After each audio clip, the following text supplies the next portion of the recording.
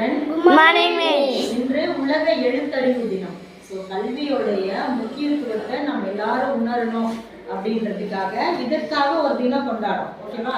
So Thiruvalluvar Thirukkural சொல்லியிருக்காரு இல்லையா? கற்க கசடர கற்பவை கற்றபின் நிற்க அதற்கு தக எண்ணென்ப ஏன எழுத்தென்ப இவ்விரண்டும் கண்ணென்ப வாழும். ஸோ நமக்கு எண்ணும் எழுத்து நமக்கு ரெண்டு கண்ணு மாதிரி. ஸோ அப்போ கல்வியோட முக்கியத்துவத்தை எல்லாரும் உணரணும் அப்படின்றதுக்காக தான் இதுக்குன்னு ஒரு தினத்தை நம்ம என்ன பண்றோம், கொண்டாடுறோம்.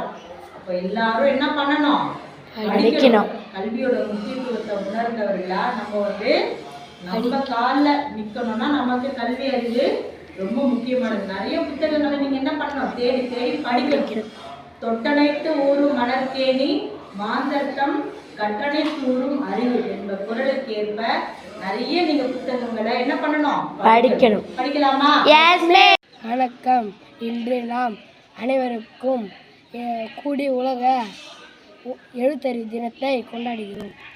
சர்வதேச எழுத்தறிவு தினம் ஒவ்வொரு ஆண்டும் செப்டம்பர் 6ஆம் தேதி யுனெஸ்கோ மூலம் கொண்டாடப்படுகிறது. எழுத்தறிவு என்பது ஒரு மனிதனின் வாழ்க்கையை மேம்படுத்துவதற்கான ஒரு திறவுகீழ்.